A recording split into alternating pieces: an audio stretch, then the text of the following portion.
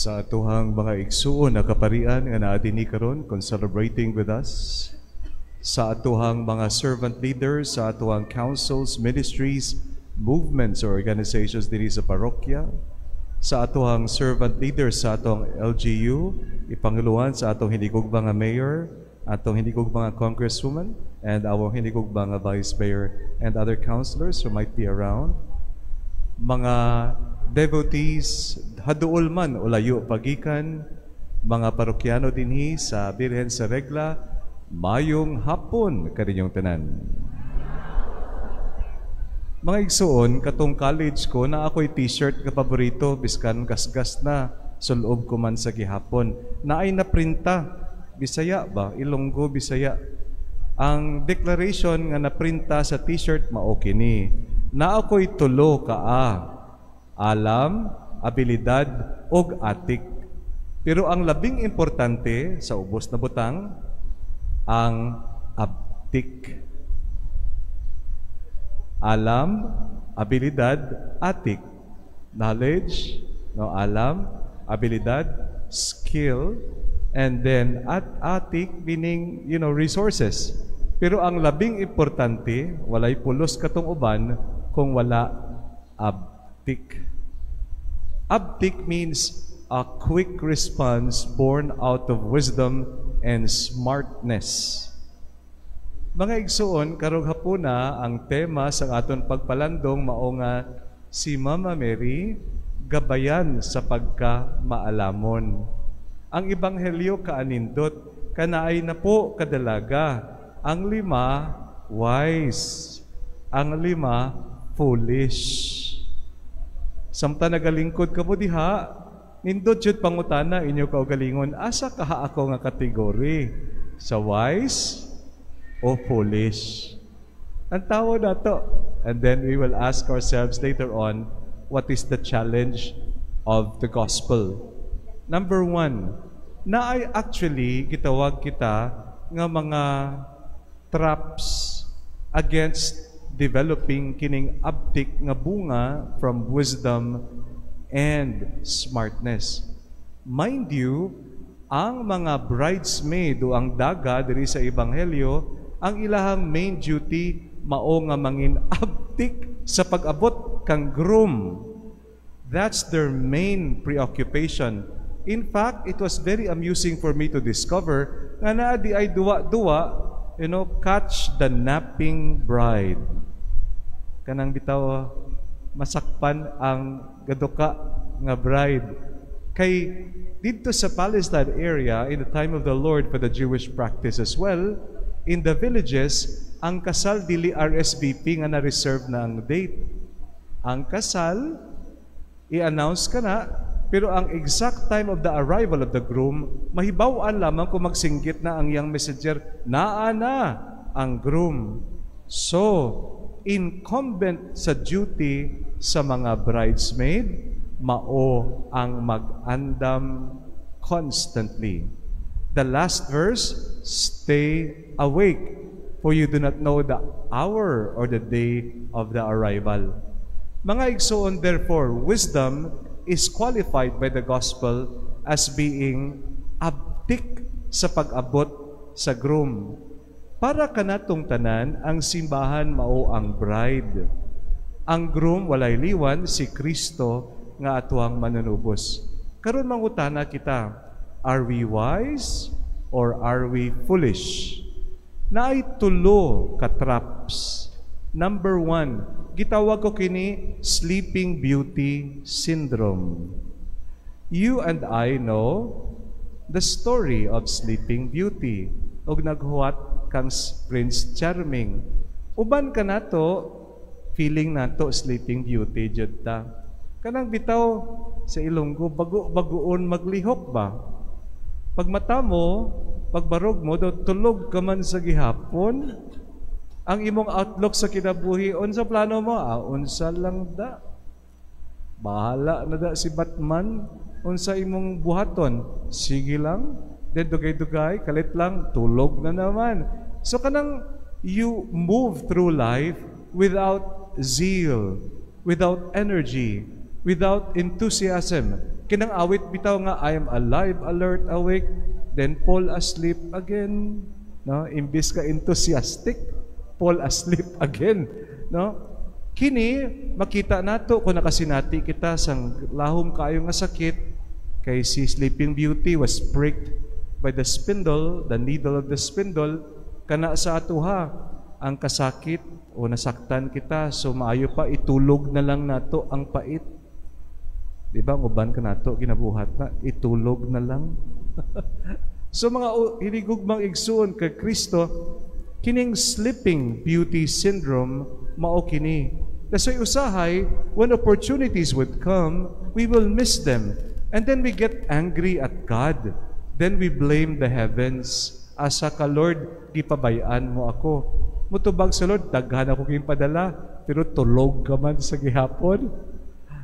Nakaigsoon, the only antidote for the Sleeping Beauty syndrome is to live our lives in a state of preparedness like Mama Mary. Balikan nato ang Annunciation. The angel appeared to Mama Mary. And the appearance of the angel happened in the context nga dili ni siya bitaw by chance. Mary was chosen. You were chosen by God. Blessed are you among women. You were chosen because Mary was able to hear the message of the angel because of her constant prayer life and preparation to respond. I want you to know nga dili ni bitaw nga daw frivolous lamang.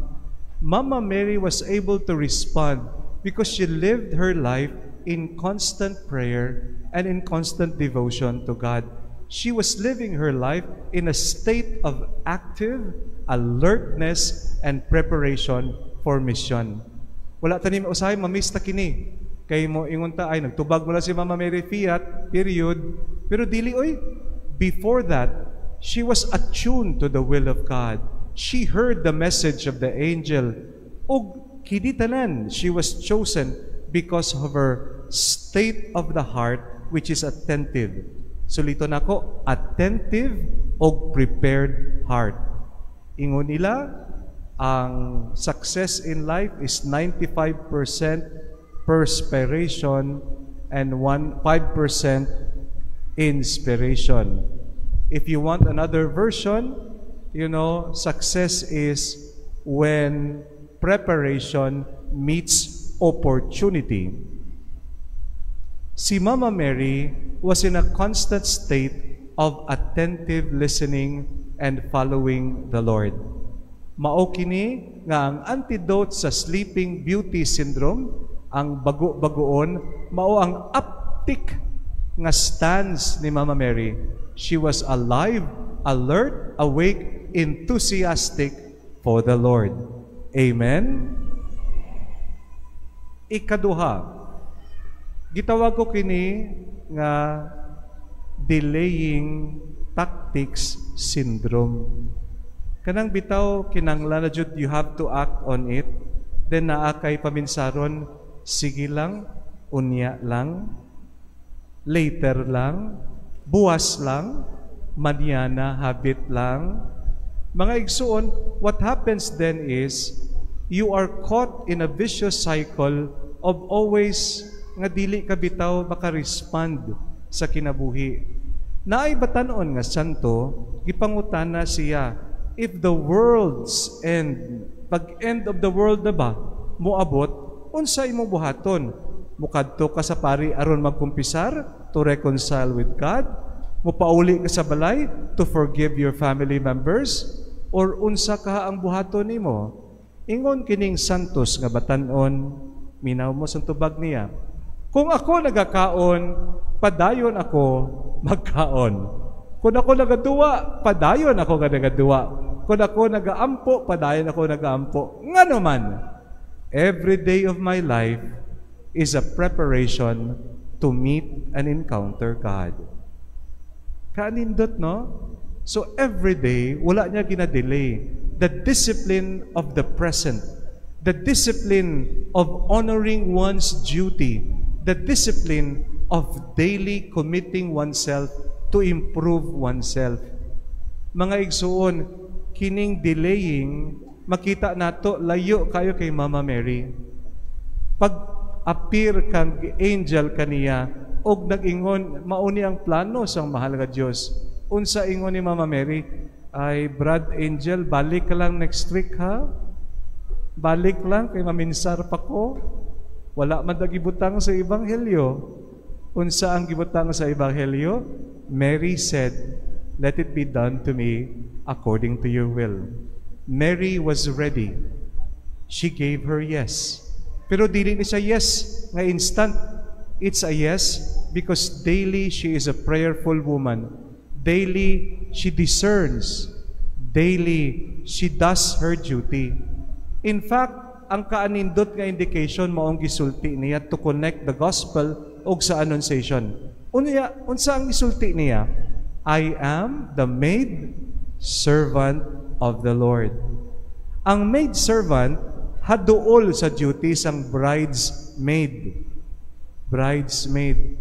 Usahay, lisod na kayo kung magsaulog ko bitaw sang wedding for the couple, nga usahay feeling sang bridesmaid, mas gwapa pa siya sa bride. Pag one time, nagka-fiasco, nagka-crisis, kay late ang bridesmaid, kay nagpa-make up pa, kay sa gabi nahubog siya, kay nagparty pa, ug pag-abot niya, nakalimtan pa niya ang singsing. So, gubot na kaayo. Now, the role of the bridesmaid is this: I am a maid servant. Meaning, ang duty nako involves servanthood. Ang servant nagahuwat, andam sa pag-abot sang iyang agalon, sang iyang master, ug then mo respond. Mama Mary, by identifying herself, I am the maid servant of the Lord, connects the gospel today. Nga dapat ang bridesmaid nga wise is awake for the arrival of the groom. For the maidservant, awake for the arrival of the master. To respond to the call and the needs and the request of the master. Mga igsuon, if we connect the gospel today sa gospel of the Annunciation, mao kini ang link nga bersikulo. Mga igsuon, Mama Mary therefore is truly wise because Mama Mary responded as a maid servant. Ikatulo o katapusan, lisod mag-respond nga abtik kung ang imong heart layo sa sitwasyon. Katong gamay pa ko, siguro dili man na makalikayan ang crush. Di na kasi nati kamo kana. Pag ring na sang bell nga dismissal, sus gapalpitate ng akong heart, oy. Ngano man, dili nga dismissal ha, mauna ko na sa ubos sa may gate. Kay pagka-dismissal, makita ko ang classmate ko sa piyak. Pag magawas siya, kag makita ko naman nga mapauli na siya. Sus, pagka-plaster ko diha, tugog. Tapos pag-abutan niya, oops. Tapos pag-exit na, wow. Kung in love ka, andam ka maghuwat, abtik ka maglihok, paspas ka mag-respond. Mama Mary, by declaring her love to the Lord, made an act of faith at the end. Let it be done to me according to your word. Kanang wala pagigugma, I tell you, lisod maghuwat. Sa mga bana nga naa dinhi, usahay, nagaugtas lang kita, no? O kamo, sa inyo mga bisis. Pero part of loving is waiting. Ang mga misis, dili man mag-abusar dapat, no? Dapat vice versa man. Usahay, gabi na, wala pa kapauli si mister. Part of loving is waiting. Unya na lang ang interrogating. Mga igsoon, maukini si Mama Mary. She grounded herself in faith and love. She was so in love with God that in the end, because of her love, then she was able to respond wisely. Unsa ang pamaagi ni Mama Mary therefore? Number 1, the way of constant preparation. Number 2, the way of alert response. And third, the way of love. Kung kita karon moingon, Mama Mary, ikaw ang gabayan sa pagkamaalamon, hinaot unta, we will ask ourselves, wise kaha kita or foolish? Suliton ko, what do you think? Self-assessment. Don't answer publicly, just answer your heart. Are you wise or foolish? Sa pagkatinuod, usahay, biskan obispo na ko, foolish man ko sa gihapon. I would like to admit that. Ang importante lamang mao kini. Kung usahay naga-fluctuate kita from being wise and being foolish, hinaot unta ma-identify nato asa ang atong trap. Sleeping beauty syndrome or bago-bagoon syndrome. We want to sleep through life. Number 2, delaying. Or number 3, wala kita paghigugma. Kung mauna ang traps, then we look to Mama Mary, gabayan sa pagkamaalamon. We see how she lived her life in constant prayer. She was chosen because she was filled with constant listening. Number 2, she was able to respond proactively because she did not delay. And finally, she made an act of faith, fiat mihi voluntas tua, because she is the maidservant in love with the Lord. When we do that, ang atuhang kapiestahan, as we open the novena days, hinautunta, manginabinungahon, ug makabuluhan. So help us God.